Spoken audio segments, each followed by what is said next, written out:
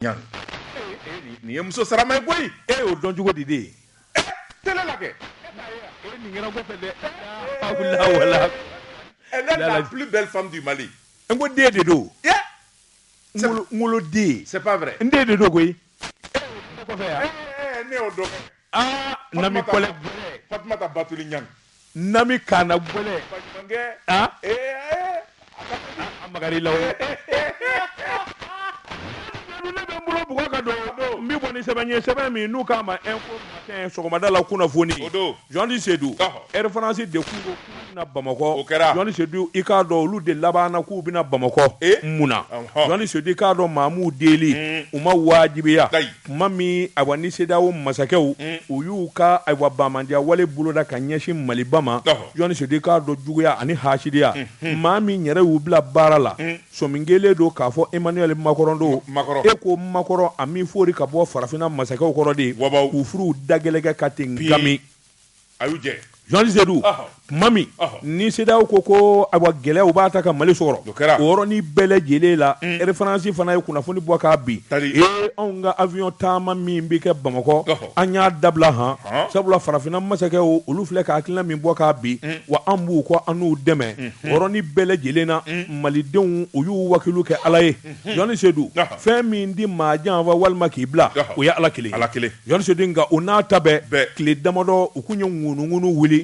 hali na an tɛ taa bilen Mali la nka an na magoɲɛminɛw ɲɛ sabula an b'a lajɛ ka tɛmɛ Moritani fɛ ni ka sɔrɔ ka na Bamakɔ. Jean Seydou nin bɛɛ lajɛlen b'u sagoya la. Sɛbɛnnikɛla ko kunnafoni di sɛbɛn dɔ bɛ yen ko Jeune Afrique tile fila in na o kɔni ye kunnafoni jɛnsɛn a ko ayiwa min ɲɛsinin yɛrɛ alamisa ye dɛ référence bɛ sɔn k'a ka taama daminɛ Bamakɔ ayiwa Paris Bamakɔ Paris. O malo la koyi. Fɛn yɛrɛ a la fɔlɔ de ye. O seginna ka na. Sini bɛ u b'a daminɛ. Jean Seydou a bɛɛ ta nin ko in kun dɛ sɛbɛnnikɛla ko n'i ye ko ta k'a lajɛ Faransi masakɛ Emmanuel Macron i k'a dɔn kangari caman dun dara ye hali waati kɛra Niger président a n'o kun ye kunbɛn dɔ kɛ o kɔni ye tiɲɛjala dɔw fɔ a ye hali n'o y'a sɔrɔ mɔɔw sominen don k'a fɔ o fana bi janfa la o kun ye tiɲɛ dɔ fɔ a ye Maliko in na. Sɛbɛnnikɛla ko an bɛ donni minɛ ko bi e de ko n d'a kɛ n'i tilala k'i b'a kɛ nin bɛɛ ye hɔrɔnka CEDEAO cɛbakɔrɔw ani CEDEAO masakɛw sɛbɛnnikɛla ko yalima u na mun sɔrɔ ka fɔ nin na n'u tugelen bɛ Emmanuel Macron kɔ Macron dun y'a jira k'a fɔ a b'a mago dɔn tubabu b'a mago dɔn ka tɛmɛ diɲɛ bɛɛ kan. Oui, ils sont intelligents. Ni tubabukɛ n'a y'a dɔn a ye nin ko in kɛ e bɛ laban k'a jalaki ale dun ka mago bɛ yen a bɛna a bolo fila d'a kɔ i bɛna a y'i ɲɛna o. Nin kun ye sɛbɛn ye an ye min bɔ info matin kɔnɔ sɔgɔmada la kunnafoni. Daba tun kana bɔɲɛ laban ye boli ye kana siga tɛgɛ don ka bɔ ni sɛbɛn ye an ko min ma indépendant Basiriba n'o ye Abilaye Jara ye nin y'a ka sɛbɛn ye Abilaye Jara ko a ko fɛn min ye tubabuw ye hali n'u nana ni référence ye sɔrɔdasiw kɔni gɛnni ka bɔ an ka jamana kan o wajibiyara sabula wulikajɔ ani kɔrɔfɔ minnu dara k'a fɔ colonel Asimi Goïta n'a ka cɛdenw fɛ nin kɔni ye Faransi ka denw dɔrɔn fo ka k'u ɲɛ bilen sɛbɛnnikɛla ko a ko fɛn min ye force Barkhane ye nafa t'u la u ti baara jɛlen kan ka kɛ o kɔni kɛra sababu ye fɛn min ye Faransi ka denw ye olu yɛrɛ ye sɛgɛsɛgɛli kɛ ka kunnafoni min bi o de ye k'a fɔ tubabu sɔrɔdasiw nana an ka jamana kɔnɔ kun min kama n'i ko an ka moyen d'u ma u bi zéro sɔrɔ sabula fɛn min ye nakun man ɲɛ baara ma sabati a ko n'i y'a ta k'a lajɛ fɛn min kɔni ye tubabu jamanaw ye u kɛlen bɛ ka ɲɔgɔnye dɔ boloda sini Bruxelles jamana kan kuma min bi taa fɔ o de ye Faransi ka wulikajɔ cɛɲɛ jamanaw kan ha ka ja tubabu sɔrɔdasi minnu bɛ n'olu wɛrɛw bɛ wulikajɔ la a ko ɲɛ ka ɲini min bɛ se k'a to faamu kana. Sɛbɛnnikɛla ko a ko fɛn min ye Faransi ye a ministre des affaires étrangères Jean-Yves Le Drian hali n'a y'a sɔrɔ a ko ni fɛn bɛɛ lajɛlen farala ɲɔgɔn kan olu bɛna wulikajɔ kɛ dandɛmɛwale kɛli cɛɲɛka jamanaw ka k'o kɛlɛ u bɛna baara kura de daminɛ wa u b'a kɛ maa ye maa minnu n'olu mago b'u la ni minnu y'a laɲini u b'a kɛ n'i m'a laɲini i mɔgɔ olu mɔgɔ sɛbɛnnikɛla ko Mali kɛrɛmatigɛ dɔ don sabula fɛn min ye force takuba ye u ka wulikajɔ an'u ka baara minnu bɛɛ senna Mali ma yamaruya di Asimi Goïta yɛrɛ ko maa o maa n'i bɛna sa fo i ka bɛnkan de sɔrɔ n'i nana ka sɔrɔ i ma bɛnkan sɔrɔ i b'a fɔ Danemark ta kɛra cogo min olu wulu gɛnna cogo min i bɛ gɛn de cogoya la sɛbɛnnikɛla ko a ko fɛn min ye tubabu ye u siranna a k'u sirannen bɛ cogo min na bi u kɛlen bɛ ka wuli ka jɔ kɛ ka sigiba de kɛ fɛn min ye Faransi ka laɲini kɔnɔna na Burkina Mali u bɛna kuma o de kan nka Mali kɔni se bɔlen don a la sabula sɔrɔdasi minnu bɛ n'o ye barika ni sɔrɔdasiw ye ka fara Takuba kan dɔɔni e ko u ka ranjarisi n'u ka minɛnw an'u ka kafe min bɔlu u bɛ k'u fara ɲɔgɔn kan dɔɔni sabu kunnafoni min bɛna bɔ ka bin o y'a ye ta ye sɛbɛnnikɛla ko a ko fɛn min ye nin kuma in ye nin dana gɔsilen a kɛra Faransi kɔnɔ k'a fɔ n'u ye G5 Sahel sen don taali la kolonɛli Asimi Goyita u bɛna sira sɛbɛnnikɛla ko fɛn min ye Asimi ye a ma kala don a ni na ka bɛn n'a ye min dora sa o de ye k'a fɔ tubabu bɛna ɲɔgɔn ye min kɛ ɲɔgɔn ye kɔni bɛna wolo min na o de ye k'a fɔ u yɛrɛ bɛna bɔ a kalama k'a fɔ Mali kɔni a kalikan y'a ta ye Asimi ye kala turu yɔrɔ min na a bɛ yen ŋunu dɔw ko Asimi kɔni sirannen bɛ k'a bɛna boli fɛn min ye Union Européenne ambassadeur k'olu ɲininka nkalonba Asimi Goyita ko n'u bita u k'u teliya ale b'u nɔ fura ka bɔ yen ni nka maa wɛrɛ b'u nɔ la sabula ale preselen don filɛ nin ye an ye min salo ka bɔ NFA kɔnɔ a ka bi bɔli la Jean Seydou n di jɛnba kɔ a taalen don dugu la Jean Seydou k'a dɔn n bɛ bɔ ni sɛbɛn ye sɛbɛn min n'u k'a ma le démocrate o don maa min ye sɛbɛnni in kɛ a tɔgɔ de ko Abdou Karim Touré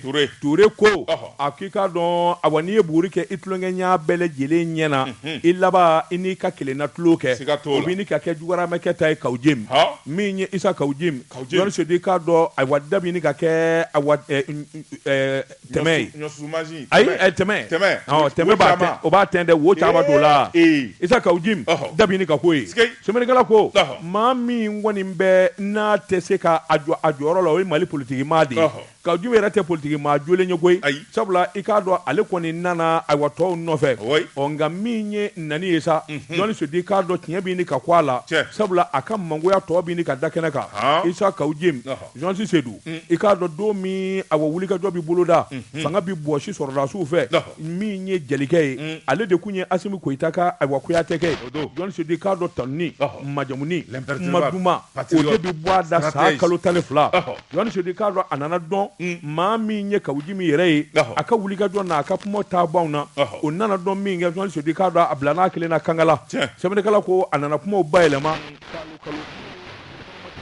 ani tigɛluma kumaw Jean Seydou sɛbɛnnikɛla ko kabini o kɔni kɛra Kawujim mangoya nana yɛlɛ a fɛ dɔɔni i k'a dɔn fo ka na a bila kɔjala ka ten gangala Jean Seydou sɛbɛnnikɛla ko kuma minnu bi bɔ a da bi kuma sɛbɛn mɔ tɛ nka min ye kaso ye a y'o nɛnɛ siɲɛ kelen kabini o kɛra sa i k'a dɔn a bɛ to k'i puruti a tɛ sɔn ka kuma jeli fɔ nka an bɛ don min na ko bi o don ko yɛrɛ an kɔrɔ Jean Seydou maa t'a dɔn ci min bɛ Kawujim bolo i k'a dɔn Faransi jamana na a wulila ten ŋaɲa ka Bamakɔ pankurungɛnɛ sɛgɛrɛ Jean Seydou k'ale bɛ taa a taatɔ dɔ pari kuma min a selen polisiw y'a ɲininka e ye jɔnni ye sɛbɛnw bɛɛ minɛ a y'olu bɔ k'o jira e de ye Isa Kawujim ya tɛmɛ ka taa so dɛ kɔri fa boya tɛmɛ ka taa so fo ka wuli su a nɔfɛ fa bɛ taa ten mɔɲɔ u y'a gɛn Jean Seydou k'a tɛ bɔ yan i tɛ bɔ yan dɛ an minnu da ka di a koya n'a a diya an b'a bɔ ɲɔgɔn na sa maa si tɛ taa k'an don yan kiri b'a nɔfɛ o e bɛ boli cogo di Jean Seydou sɛbɛnnikɛla ko o yɔrɔ bɛɛ i k'a dɔn minnu kɔni bɛ bɔda la u y'a lasigi k'a ni taama mankan sɛbɛnnikɛla ko ji jiginna ka to la kosɛbɛ ni maa min ye Isa Kawujim ye maa min kun bɛ dunufɔ la i k'a dɔn ayiwa imamu nɔfɛ ka n'o fana lajɛ k'o b'a damata kuma baro dasigi walima k'i yɛrɛ kɛ ngana ye sɛbɛnnikɛla ko nin bɛɛ bɛ ɲɛ Mali kɔnɔ diɲɛ don ka ca nin kun ye sɛbɛn ye an ye min bɔ démocrate kɔnɔ maa min ye sɛbɛnni kɛ Abdou Karim Touré Dabatungara maa ka kɔmɔsuruku welele o de b'i ka kara f'i ye kana siga tɛgɛ don ka bɔ ni sɛbɛn ye an ko min ma le soir de Bamako wula Seriba n'o ye Laya Jara ye nin y'a ka sɛbɛn ye Laya ko a ka di n'a tɛ dabila diɲɛ nege tɛna kɔ fɛn min ye minisiri minnu bɛ yen n'u ti baara la n'u bɛ ka jamana janfa fɛn min ye gouvernement a bɛna ci ni gouvernement tira ni jama kɛ minisiri caman bɛ yen minnu bɛna kɔlɔlɔ sɔrɔ k'o sababuya kɛ u ye jamana janfa baara jugu yer'u nɔfɛ minisiri fɔlɔ min n'ale to a bɛ bɛɛ lajɛlen da waati laban in na o ye minisiri min n'a bɛ kungo ani ji lakanali kunna minisiri Modibo Kone sɛbɛnnikɛla ko a ko Modibo Kone ale de kun ye parti min bɛ n'o ye faso kanu ale de y'o ɲɛmaa ye M5 o kɛlɛkɛlaba don o de kɛra sababu ye a ye minisiriya sɔrɔ sɛbɛnnikɛla ko a ko waati laban in na a ye baara jugu dɔ kɛ min kɔni o na balan gɔnɔ na sabula fɛn min ye Eaux et Forêts o directeur général min bɛ n'o ye wuli kajɔ caman kɛ Ousmane Sidibe a filɛ nin ye conseil des ministres la ka laɲini kɛ o ka bɔ a nɔ la Ousmane Sidibe bɔli ye o tɛ kojugu ye nka maa min bɛ yen n'a y'o sugandi k'a fɔ a bɛ n'o bila a nɔ la Madame Kanute Fatumata Kone o muso in jɛjuguba de bɛ min b'o o bɛ min kɔnɔna na sabula CFA wari miliyɔn 300 Suédois ka wari o muso in y'o ŋanamu o juru b'o la o bɛ ka kɛ Modibo filila koyi a filila dɛ Modibo sɛbɛnnikɛla ko Madame Kanute Fatumata Kone ale de kun bɛ Jeux d'effort 3 ale de kun b'o kunna wulikajɔ de kɛra fɛn min ye Suédois fɛ CFA wari miliyari 11 u nan'o bila k'a fɔ baara ka kɛ fɛn min ye dugu caman ani sigida caman ye u y'o jira k'a fɔ wulikajɔ ani baaraw ka kɛ min bɛ se k'a to fɛn min ye sigida denw ye u ka lafiya sɛbɛnnikɛla ko a ko fɛn min ye direction nationale des eaux et forêts baara in a n'u tun bɛ yen nka projet yɛrɛ ɲɛmaa tun ye maa min ye o de ye Madame Kanute ye sɛbɛnnikɛla ko a ko fɛn min ye Madame Kanute waati min n'a bilara yen a yɛrɛ nana ko in lajɛ ne bɛ n da sɔrɔ nin na cogo jumɛn na a ye jɛjuguba de sigi fɛn min ye ONG dɔw ye ka dɔw sigi sen kan minnu bɛ n'u jabala dɔɔnin tɛ tigi t'u la sɛgɛsɛgɛlikɛlaw yɛrɛ de wulila san 2017 ka na laraweli kɛ laraweli u nana ye fɛn min ye CFA wari miliyɔn 100 ani 40 o taara ka di société dɔ ma ko Amadel wari ma ye baara ma kɛ o tɛmɛnen kɔfɛ ka bɔ yen miliyɔn 170 a y'o sara da société dɔw ni ɲɔgɔn cɛ dɔw yɛrɛ dilen bɛ minisiri kɔrɔ Ba Cɛmɔgɔ Sangare o furumuso ka ONG ma baara ma kɛ société dɔw bɛ mais j'ai lu ce qui est écrit. Ça, c'est pas écrit. Oh. Ba Cɛmɔgɔ. A yɛrɛ tɛ sa. A muso. O tɛ n ba ye. Nin ye min ye tan. O ye n ba de ye. Ayiwa. Kana n ba nan dɛ. Ayiwa naam. N'an ka tɛmɛ. Sɛbɛnnikɛla ko. Société fila wɛrɛ bɛ. CFA wari miliyɔn 50 a y'o bɔ ni k'o d'olu ma. Maa minnu kan ka chèque signer al'olu bɛɛ sen bɔ a la. Ale yɛrɛ kelen a n'a nɛgɛkɔrɔma dɔ bɛ yen. U fila bɛ chèque signer ni ka wari labɔ. CFA wari miliyɔn 50 min n'a bɔra. Société fila bɛ yen n'o ye ONG ye. A ko a y'o d'olu ma. A nana ni ONG tɔgɔ ye. A tigiw bɛ min u ka numéro bɛ min. Maa tɔgɔ ma sɔrɔ. Sɛgɛsɛgɛlikɛlaw nana sɔrɔ ja o y'ale yɛrɛ de ta ye. A y'o chèque de bɔ ni k'o bila a yɛrɛ kun. Ale bɛ wari kunna a ye ONG de GIE de créer a yɛrɛ o tuma a bɛ chèque kɛ a bɛ taa ale yɛrɛ kun. Mali problème tɛ nin ye. Sɛbɛnnikɛla ko a ko nana gɛlɛya i b'a dɔn tubabuw kɔni n'i y'u ka dɔrɔmɛ 1 dun u b'a nɔfɛ bɔ tubabuw kɛlen ka sɛgɛsɛgɛli kɛ CFA wari miliyɔn 300 u tununa o yɔrɔnin bɛɛ u y'a da minisiri tulo kan o don Useni Amion Gindo ale de bɛ ministre de l'environnement assainissement kunna kunnafoni dala ale tulo kan ale ye sɛbɛnni kɛ k'a ci pôle économique ma siɲɛ 2 a ye na nin ko in ɲɛɲini sabula tubabu wari ne bɛ siran sɛbɛnnikɛla ko pôle économique ye dossier ta ka laraweli kɛ k'a ye k'a fɔ fɛn min kɔni ye maa 3 fo ka se maa 5 ma olu b'a la nka ko yɛrɛ jubaju o ye Madame Kanute Fatumata Kone ale de b'a bɛɛ lajɛlen ju la o yɔrɔnin bɛɛ fɛn min ye minisiri ye o y'a wuli ka bɔ Jeux d'effort kunna sɛbɛnnikɛla ko a nan'i sigi so a labanna tuguni ka don kurutu kɛ projet dɔ bɛ yen ko min ma agence Miraille Verte k'a ɲini k'a fɔ a ka sigi o kunna tubabu ko n'a ye muso in bila la an ka wari tɛ di u y'a wuli ka bɔ yen tuguni muso in kɔni tora chômage la a bɛ taa a bɛ segin fɛn min kɔni ye fanga ye o yɛlɛmalen a filɛ ka maaw hakili suɲɛ minisiri Modibo Kone ka don ka ani maa dɔw bɛ jɛ la o tuma u filɛ ka ta conseil des ministres la k'a bɛ bila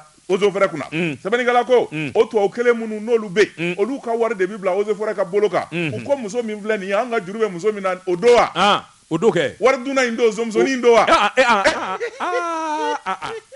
zɔmusonin a fɔ géreti merci wari dunna in don wa u k'o don fɛn min kɔni ye nin muso in n'a ye nin bila ye anw ka wari fɛn o fɛn bɛ yen CFA wari miliyari 11 an bɛ segin n'a ye Modibo k'a gɛn n'o tɛ a bɛ kungo s'a ma dɛ u labanna ka sɛbɛnni kɛ miliyɔn 300 min n'o dunna ka laɲini kɛ k'a fɔ fɛn min ye o ye o ka sara jamana yɛrɛ tun ye layidu ta k'a fɔ muso in kɔni a bɛna dɛrɛ a bɛ wari in sara ko bɛ tribunal ka bolo kan sani juges ka tila jamana ye layidu ta k'a fɔ ale bɛna sara miliyɔn 170 jamana y'o sara muso in ka wari détourné na miliyari 11 an kana o perdu sɛbɛnnikɛla ko o ko bi senna o ɲɛma sɔrɔ ko min n'a bɛ kiiri tigilamaw bolo fɛn min ye ministre Modibo Kone ye a labanna tuguni k'o muso kelen ta k'a fɔ a b'o bila eaux et forêts ɲɛmaya la ko gɛlɛyara sabula fɛn min ye duwakun ye suédois ka ambassade yɛrɛ ye sɛbɛnni kɛ ka ci président Assimi Goïta ma k'a fɔ a ye a kana muso in ka décret signer sabula yuruguyurugumaa don olu ka wari juru b'a la a ma se k'o sara fɔlɔ sɛbɛnnikɛla ko kuma ye fɔlen colonel Assimi Goïta ye a dimina yala nin sera ka kɛ cogo jumɛn na munna muso min ni yuruguyurugu ko b'a nɔfɛ wari tununa o bɛ ka sara jamana fɛ munna o maa kelen bi ta k'a fɔ o bi taa bila jɔyɔrɔ kura la min ka bon ni jɔyɔrɔ kɔrɔ ye Assimi Goïta ko enquête ka kɛ maa o maa n'a yera nin ko in na o tuma ale bɛn'o tigi sanctionner sɛbɛnnikɛla ko a ko n'i y'a ta k'a lajɛ maa min bɛna kɔlɔlɔ sɔrɔ o ye ministre Modibo Kone de ye sabula ale de y'a jɛjugu bɛɛ lajɛlen labɛn min bɛ se k'a to muso in ka jɔyɔrɔ sɔrɔ kunnafoni filɛ nin ye an ye min bɔ le soir de Bamako ani le Wagadu kɔnɔ u ka bi bɔli la Jean Tisedou a ka di n na date bila diɲɛ nɛgɛtɛna kɔ siga t'a la Jean Tisedou n bɛ n bolo bugɔ ka don n bɛ bɔ ni sɛbɛn ye sɛbɛn min n'u k'a ma le démocrate o don sɛbɛnnikɛbaa a tɔgɔ de ko Agumuru ko Jean Tisedou i k'a dɔn n'i kɛra ɲɛmaa ye n'i bilala baara la baara min n'a nafa bɛ se jamanaden caman ma Jean Tisedou i ka wulikajɔ boloda joona o de bɛ fisaya a ko an bɛ donni min na ko bi min ye douane directeur général ye Amadou Konate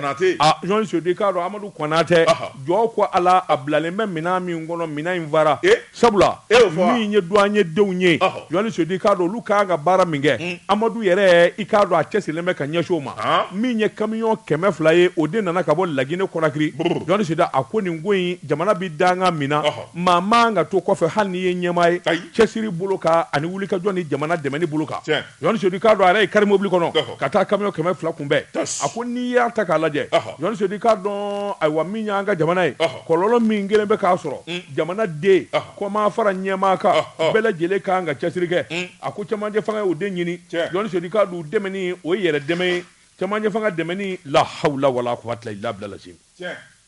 e ne mun ye mura ye ta i n'u fiyɛ ta fɔrɔ e bɔra congé la i bɛna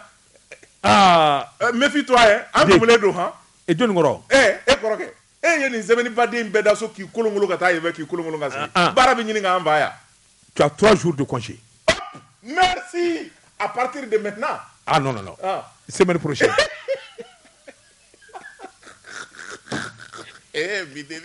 non semaine prochaine à partir de lundi voilà d'accord Amadou El ni Bois Diakhaté ani Boubacar baara b'u fa yan baara b'u fa yan ne bɛ taa Zabugu i yɛrɛ kun gɛn tɛ ŋana ye ngoya de je commande tu commandais ni nana n'i y'a sɔrɔ u ye fɛn fɛn kɛ maa k'a nin bɛɛ fili a bɛ kɛ n da di a bɛ k'i ta ye je commande jumadonya fɛ n'i ka nin bamanan bisimilayi maa bɛ se ka bisimilayi kalan bamanankan na ka Fatiha i da tɛ a hayaw ka tile wa Jean Tisedou sɛbɛnnikɛla ko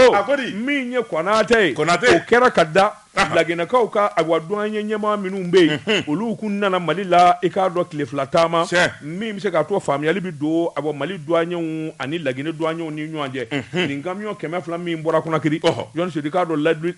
layidu kun dilen don k'a fɔ min ye ayiwa degun ye o tɛna sɔrɔ abada minɛnw sɔrɔli ani minɛnw damani ka don jamana kɔnɔ sabula fɛn o fɛn n'a mago b'a la a bɛɛ lajɛlen bɛ se ka tɛmɛ Laginɛ fɛ Jean Tisedou i k'a dɔn camion 200 kun fɔlɔ i k'a dɔn ko nin donna sɛbɛnnikɛla ko i k'a dɔn nin bɛna ni danaya ye a bɛna ni hakili basigi ye Jean Tisedou sabula jamanaden mago bɛ minɛn minnu na n'a fɔra k'o ti jɔ Jean Tisedou i k'a dɔn a sɔrɔli dun a bɛ nɔgɔya sɛbɛnnikɛla ko douaniers u jɔyɔrɔ fana ka bon o ko la kosɛbɛ o de la min ye douaniers ka ɲɛmaa ye Amadou Konate a yɛrɛ y'a sogo doni ka taa kɛnɛ kan Jean Tisedou i k'a dɔn Kɔlɔnjɛbagaw ka Amadou Konate n bɛ min f'i ye Kɔlɔnjɛba u bɛ ŋana caman wolo han faamaw b'u fɛ yen sisan dɛ ŋana Sidiki Va Konate oui ancien ministre ancien député à l'Assemblée nationale ancien DG de l'ORTM filanan Dr Omar Mariko denkisɛ don dɛ oui Kɔlɔnjɛba oui Omar Mariko oui ancien député Amabane ancien député ancien député oui leader politique n'o bɔra yen a sabanan Amadou Konate Amadou Wale Amadou Sanu Amadou je t'informe ah bon ah oui ça c'est nouveau hein Wale Amadou Sanu mais le monde part en cuir aujourd'hui là mais non le monde part en crise joni jedu sebenegala ko ako Amadou Konate minye aboningamio kema fly ni ya sege wallahi iba sɔrɔ seeru nan ka camion kɛmɛ fila b'a la o de do kɛ e b'o bɔ ndɔ mana ka t'o da ba seeru nan tuma est-ce que ni mun ye sɛbɛn ye cɛ tuma ne ko a bi yan jɔni seeru nan tuma kɛ ne kun di yan ne b'o dɔn cogo di e n'a ti ɲɔgɔn kalama e ye nin ɲɛdɔn diɲɛ bɛɛ ye ne yaalali kɔ i bɛ taa yɔrɔ yɔrɔ n taara bɛɛ la n taara seeru nan tuma fɛ yen i n'a ye ɲɔgɔn ye yan an ye ɲɔgɔn ye n taara ba seeru sira fɛ yen siriku donnen do ye dɛ n kɛ n bɛ ka siriku don yɔrɔ dɔw la dɛ n taara ba seeru sira fɛ yen n taara yara fɛ yen n taara Petrobama n taara o fɛ yen n taara Ibrahima Kara fɛ yen a tuma i ka ko bannen de ye nin Boubacar Tandian n taara yen i taara yen e ko di journaliste du ka ko banna koyi ni Tijani ɲani de ka numéro ɲini li to ka dɛ m'o sɔrɔ o numéro falela o m'o sɔrɔ koyi numéro falela o ye numéro falaya a mɛnna nka min n'a fɔ Batuli ɲangi ye a ka Tijani ka numéro di yan ne ko nin Batuli ɲangi ko kuma in ye jumɛn ye dɛ e cɛni wo maa ɲɛ sa sɛbɛkɛla don min y'i ɲininka ngo ɲininkali tɛ kɛ radio la ça c'est entre nous deux an bɛ jɛkite an ka ji min Jose Selu kɔnɔ jigi tɛ sanɲe a mɛn o mɛn n'a ma jigi ka ji salo a na jigi ka bin sogi n bala cogo bɛ di Elhaji Mohamed Ba Jara Dugabugu a ye n ji ma han ko n ka duwawu k'a ka duwawuba de b'i ye ani foli k'i nana k'a diyara ye k'a kɛ n bɛ ka arajoba in bila a la sa ko kalandenw ka wuridi jɔ fɔ Dabani Seydou ka tila a dan'o ma n'u tilara u bɛ fatiya kɛrɛnkɛrɛnnen ta e ye ɲinan zaa tɔ a bɛ ja i la cogo min o bɛ yaara fa bɛɛ fɛ Mohamed Ba Jara Dugabugu Mohamed Ba Jara n'a y'a da fatiya dama ma a tɛ ɲɛnabɔ dɛ a ka dɔ di a ka dɔ di o fatiya de ka teli o fatiya minɛ ka di a ka duwawu ka teli koyi min sɔsɔ ala tɔgɔ farin de b'a ne y'i sɔsɔ o la de n ko a ka dɔ di o de ka teli n bala cogo bɛ di dabatɛmɛna ne min tɛgɛ don nkɛ ni bɔ ni sɛbɛn ye an ko min ma le soir de Bamako la Masiriba n'o ye Laya Jara ye nin y'a ka sɛbɛn ye Laya ko a ko fɛn min ye gouvernement yɛlɛmali ko kuma a bɛ ŋunuŋunu na wa a bɛ ɲini ka dankɛnɛmaya a ko n'i y'a ta k'a lajɛ fɛn min ye gouvernement kura ye o bɛna sigi ministre dɔw bɛ yen minnu ye baarabaw kɛ panna kɛ olu kunna nka ministre dɔw bɛ yen minnu kɔni y'a kɛ ko juguya wala dɔw yɛrɛ ma se ka baara kɛ olu bɛ gɛn jamanigala ko a ko n'i y'a ta k'a lajɛ nin bayɛlɛmali a bɛna kɛ sabula fɛn min ye sigi minnu kɛra assise nationale de la refondation ani fɛn min ye jamana ye a mago bɛ taabolo kura minnu na o ti sabati fɔ galabu kura ka don gouvernement ka baara la o tuma maa dɔw kɔni bɛ yen minnu ye wuli ka jɔ kɛ minnu kɔni bɛna niyɔrɔ sɔrɔ jaa ko politikimaa minnu bɛ yen n'olu bɛ kɔnɔ kɔngɔ b'olu la u bɛ kule la diɲɛ don o don o tuma wuli kajɔ bɛna kɛ a lɛni dɔɔni ka mun da u fana u bɛ se k'u mankan suma cogo min an ka tɛmɛ ni jamana baara ye sɛbɛnnikɛla ko CEDEAO y'o de laɲini sabula u ko inclusivité inclusivité bɛɛ lajɛlen donyɔrɔ ka sɔrɔ a la n'a ma ɲɛ k'a fɔ minnu bɛ kalama ta u ye o tuma olu tɛ se ka fisaya ni tɔw ye a ye dayɛlɛ bɛɛ ka don sɛbɛnnikɛla ko a ko o bɛna ɲɛ a ko o sabatili o ti kɛ fɔ minisiri dɔw bɛ yen minnu kɔni ni jɔyɔrɔ bɛrɛ ma y'olu la n'olu kɔni n'olu ka taa ka bɔ yen sabula fɛn min ye maa wɛrɛ y'o bɛna o minisiriw la minnu bɛna gbɛ i tulo ma jɔ attention Laya de y'a sɛbɛn o Laya ka kalimu Laya de y'a sɛbɛn a ko jɔni minnu ma baara bɛrɛ kɛ ni yafa kan ka k'olu ma Imamu Umaru Jara n t'o dɔn ministre délégué chargé des réfugiés Allah ministre délégué do o bi gwe a ko n'o tɛmɛna ka bɔ yen fɛn min ye ministre du développement social et de la santé madame Sangare Jaminatu Jami Jami qui a beaucoup travaillé là Jami ma fɛnkɛ opa mun ne tiɲɛna Jami bolo Jami a ye minɛn caman bila dɔgɔtɔrɔso la a ka maa ko de man bon fo n'o kɛra o y'a fiɲɛ ye ale bi vidéomaniw ni activistes de ka d'ale o n'o bɔra yen ayiwa ministre min bɛ kalanko kunna n'o ye madame Sidibe Dede Ousmane yafa bi k'ale ma o mɛnna kojugu o kan ka taa mena ale ni taw nana ɲɔgɔn fɛ non akabuye abo sabanikɛla ko a ko n'o tɛmɛna ka bɔ yen fɛn min ye dɔw ye olu bɛna ka n'u jɔyɔrɔ falen ko min ma permutation toit minnu fɔlen b'o la o ye Ismaël Wage ale bɛ sɔn k'a place di maa wɛrɛ ma ni ka taa ministère wɛrɛ la Ismaël Wage colonel Wage colonel réconciliation oui ale fɛnɛ ale mankan sumalen bɛ woyi colonel ninnu kɔni tiɲɛ yɛrɛ la colonel do dɔrɔn colonel min bɛ n'a ka timi colonel bɛɛ y'o dɔn wa colonel Ablaye Maïga a ka go ministre de l'administration tɛ a ka ko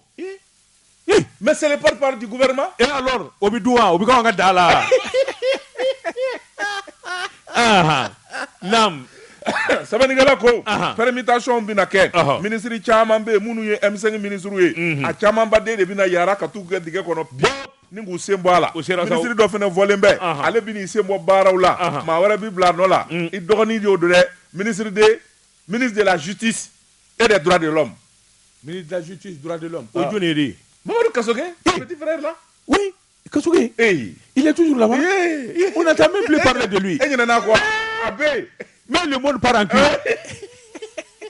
méfie-toi hein méfie-toi de quoi Kassogué il est le chef de tous les procureurs y compris le procureur Touré de la commune. C'est ça. Pourquoi toi tu me demandes de me méfier? Non, je te souhaite pas malheur. Non, mais tu peux pas me souhaiter malheur. Voilà. Kassogué, c'est moi c'est Kassogué. Quand on parle des magistrats, méfie-toi, nous défions. Mais non, je suis mes amis. Il faut pas qu'il y ait un dollar. Et notre aucun kakoro. Notre n'a ordre de Tourema, communicateur là. Non, pas du tout. Ini ubi gatoni di ma mo yoro mi na sa e fe be joro be na ko kidi na ala sona afo sa furlai o te ka bi wele sisa ni na ba ko daba doa e bi ba e ko ka dawo ye boy e bi temi wa e bi nono fe wa e dumini ka ante gatoni di ma etna o be mi na ko doa e wo mi ngala ma wula bi so bi taki to o itale di wala ka kulala o bakeme do ana che ami e dunga ta ne no ko ka fsa boy afo sa furlai aywa Sabanikala ko a ko n'o bɔra yen kunnafoni dɔw y'a jira k'a fɔ premier ministre kɔni Sabanikala laya de bɛ k'a lakali dɛ k'a fɔ Choguel o laban bi sɔn ka to yen sabula fɛn min ye wulikajɔ dɔw ye olu bi senna a bi baara min na a ka tɛmɛ n'o ye nka n'i y'a ta k'a lajɛ dɔw ko Choguel a laban bi taa sabula fɛn min ye Choguel ye a ma man di bi M5 kɔnɔ sabula M5 fan caman bɛ yen minnu bɛ ka Choguel yɛrɛ kɛlɛ fɛn min kɔni ye kuma caman ye n'o ye baarakolo caman ye o yera maa caman nɔfɛ a ka gouvernement kɔnɔ o kɔlɔlɔ bi sɔn ka yɛlɛ a la dɔw fana ko fɛn min ye kalafili ye nin gouvernement min bi sigi o bɛna a baara kɛ premier ministre dɔ de kan ka ta min tɛ politiki maa ye o bi kɛ sababu ye a kana taa fan fila si maa dɛmɛ o tuma o dɔrɔn kama Choguel a sen bɛ se ka bɔ baara la abada ka maa wɛrɛ bila a nɔ la Sabanikala ko Assimi Goïta ala ka n'i ci n'u y'i nɛgɛ ni tubabukan ni kolokalakan ye anw de ye gɛlɛya in kɛ ɲɔgɔn fɛ an bɛna se sɔrɔ a to yen gɛlɛya jumɛn Choguel ni Assimi ye hɛrɛ tɔgɔ tiɲɛ sɔrɔ nin ko in na u ye hɛrɛ gɛlɛya sɔrɔ non on change pas une équipe qui gagne Choguel wo Assimi wo Mali dan y'olu ya pour le moment oui non nul n'est indispensable nin tɛ kuma i da sa nin ye politique kuma de ye Choguel bi taa Assimi bi taa Mali bi to yen anw tɛ politique kuma na bi taa ni Choguel ka baara banna a bi taa dans 5 ans awɔ dans 5 ans aya baasi tɛ Macron b'i sɔrɔ yan o bon dala dɛ Sabanikala ko aw ye ɲinjugu de ye quoi vraiment aw ye ɲinjugu de ye an tɛ politique kuma na jamana nous sommes objectifs jamana in kɔnɔ on est objectif aujourd'hui là on veut le Mali aujourd'hui ala de y'o kɛ maa ka kɛ c'est Assimi les colonels Choguel c'est Assimi les colonels et un premier ministre technocrate pas un premier ministre politicien et clivant politiquement déjà nam un premier ministre clivant Sabanikala ko a ko fɛn min ye politiquement ye n'o ma kɛ u tɛna da Choguel la fiyewu k'a fɔ kalafili min bɛna kɛ a bɛna kɛ kalafili jɛlen ye sabula tubabukan min bɛ yen n'a cɛ ka jugu n'u y'o nɔrɔ Choguel la clivant o ye k'a fɔ a bɛ fa dɔ dɛmɛ n'o tɛmɛna ka bɔ yen Mali dɛmɛbaa minnu bɛ yen n'o ye partenaires ye minnu bɛ yen n'olu bi jamana in senkɔrɔma don do Faransi sen d'a la o camanba den de bɛ yen minnu kɔni kɔnɔ jɛlen bɛ ka taa Mali ma a ka ɲɛtaa la olu fana ŋaniya ye fɛn min ye premier ministre technique ye o ka bila baaraw ɲɛma Sabanikala ko a ko n'i y'a ta k'a lajɛ fɛn min ye wulikajɔ ni baara minnu fana kɛra Choguel ko kala Maïga fɛ n'o kɛra sababu ye fɛn min ye Faransi sɔrɔsiw ye u ka minɛnw jɛ dɔw ko o fana o bɛ se ka kɛ fangaba de y'a la an bɛ don min na ko bi Sabanikala ko a ko n'i y'a ta k'a lajɛ fɛn min ye wulikajɔ ani baara minnu gɛlen bɛ diyagoya de kɔni ye gouvernement kura sigilen ye colonel Assimi Goïta ma sabula fɛn min ye taabolo minnu bɛna o b'o wajibiya charte yɛlɛmaliko kuma min fɔra k'a fɔ dɔ ka fara ministre hakɛ kan dɔ ka fara CNT hakɛ kan nin bɛɛ lajɛlen kɔni b'a maana k'a fɔ ni baara banna bɛɛ ni CNT tilara fɛn min kɔni ye gouvernement y'a biti ni ka gouvernement kura sigi kunnafoni filɛ nin ye an ye min zalo ka bɔ le soir de Bamako kɔnɔ a ka bi bɔli la n bɛ bɔ ni sɛbɛn ye sɛbɛn min n'u k'a ma l'indicateur de renouveau o don fasiri kɛba a tɔgɔ de ko Y Dumbiya Jɔni Seydou i k'a dɔn minisiriw ŋanaminɛŋanaw minisiri minnu ye baara kɛ hali sini u bɛ wuli ka jɔ la faso ye n'i y'u to a fɔ ni nin kamalen ma kɛ fɔlɔ ye a ma kɛ filanan ye sabanan kɔni a tɛ bɔ o kɔnɔ abada minisiri Seydou Lamini Jɔni Seydou minisiri Seydou Lamini sɛbɛnnikɛla ko n ka jamana ka di n ye n faso ka di n ye jamanadenw ka di n ye i b'a minɛ nin minisiri in ka damada ma e ka taa yanfoli la Jɔni Seydou i k'a dɔn ayiwa min ye chinois ye chinois jagokɛla min bɛ cɛ 20 bonyanko k'a bɛɛ lajɛlen minɛ ka t'u don kaso la ngami ala ni u ye tiɲɛni ani jigitigɛ da ayiwa dugu kan ji minnu bɛ woyo n'o ye bajuw ni kɔbaw ye Jɔni Seydou k'a dɔn u y'a ji bɛɛ lajɛlen tiɲɛni pɔsɔni minisiri Seydou a dun y'a jira k'a fɔ ayiwa min ye sanu ye minisiri Lamini Seydou a dun y'a jira k'a fɔ sanu bi ban jama bi ban nka min ye dugukolo in ye o ti ban abada ni sanu ni wari banna don min siniwaw na t'u ka jamana na Jɔni Seydou k'a dɔn an ka dugudenw de bi to yen ka dugu pɔsɔni walima ka ji pɔsɔni o ti ɲɛ bilen ale kun ye kangarida kɛ waati tɛmɛnen na Jɔni Seydou munumunu Salo kun kɛra ka bɛɛ lajɛlen wele ka ladilikan di nka n'i y'a ta k'a lajɛ i b'a ye k'a fɔ minnu bɛ sanubɔko la Jɔni Seydou ɲɛ tɛ hadamaden ka ɲɛ t'a la bilen ɲɛ tɛ baganw na jango hadamaden Jɔni Seydou k'a dɔn ayiwa o kɔni tiɲɛni minnu n'u kɛlen bɛ k'a bolo don a nana munumunu Salo kɛ Jɔni Seydou n'a sera daraki min ma nin ye jɔnni da ye chinois a y'a minɛ nin ye jɔnni da ye Jacques Yɔgɔpin a y'a minɛ nin ye jɔnni da ye Mugusi Jani a y'a minɛ nin ye jɔnni da ye Hu Jintang a y'o minɛ a bɛ chinois baara a banna o maa mugan yɔrɔnin kelen k'u minɛ k'u dadugu kaso la wa u nalen don ni masimafɛn minnu ye minɛn fɛn o fɛn b'u bolo k'a bɛɛ lajɛlen cɛ ka bɔ walima ka tasuma bila a la Lamini Lamini kɔlɛ don wa kɔrɔtɛ bɛ chinois bolo dɛ chinois kɔrɔtɛ man ɲi dɛ kɔrɛ ka kɛnɛ di Lamini yɛrɛ de ti kɔrɔtɛ Jɔni Seydou sɛbɛnnikɛla ko kabini nin kɛra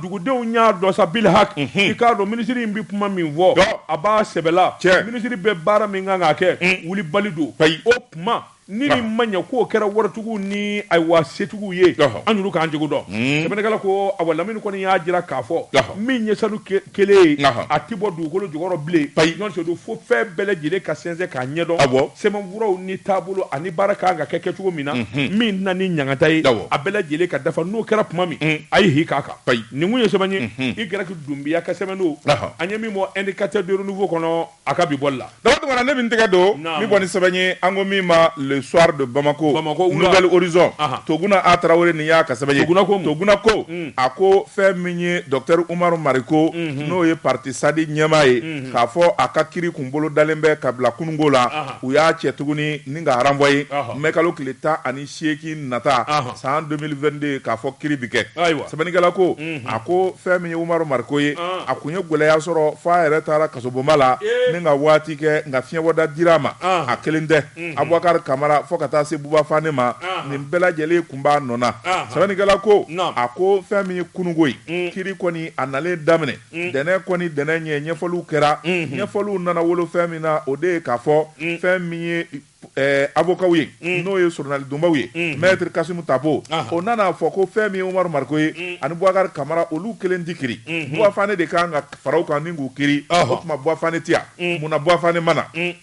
sɛbɛnnikɛla ko a ko fɛn min ye kunnafoni ye o dira baara la k'a fɔ Buba Fane ale taalen bi ɲɛma dogo nin waati na fɛn min ye jamana kɔ kan o tuma n'a ma ɲɛ k'a fɔ Buba Fane tɔgɔ bɛ sɛbɛnw na k'a fɔ a kan ka kiri ko fila don a tɔgɔ bi sama ka bɔ a la pewu walima a taa bi k'a nɔfɛ ni k'a convoqué a kana kuma bɛɛ lajɛlen ka k'a ɲɛna n'o kɛra min ye min kɛ ani min ye min fɔ o bi dɔn sɛbɛnnikɛla ko o kɔni Buba Fane yebaliya o kɔni fusayara Umaru Mariko ma kosɛbɛ sabula fɛn min y'u ka kiri ye a bilara ka taa kɔfɛ ko kura sɛbɛnnikɛla ko u bɛna kɛ sababu ye min kɔni ye labɛn bɛɛ lajɛlen o ka sabati n'Ala y'a kɛ ni Buwafane yɛrɛ ma na tuguni ka bɛn ni kiri ye n'o ye mɛkalo tile 18 ye fɛn min ye fiɲɛbɔda ye o bɛ se ka d'u ma jalakiw bɛ yɔrɔ minnu na olu bɛ se ka da yira min bɛ kɛ sababu ye basigi yɛrɛ kana sɛbɛnnikɛla ko Umaru Mariko ka nin ko in gɛlɛyaba de don min kɔni n'a banni a nafaba de bɛ jamana kan sabula a bɛna ni basigi ani kelenya ye jamana kɔnɔ kunnafoni filɛ nin ye an ye min zalo ka bɔ Nouvelle Horizon kɔnɔ a ka bi bɔli la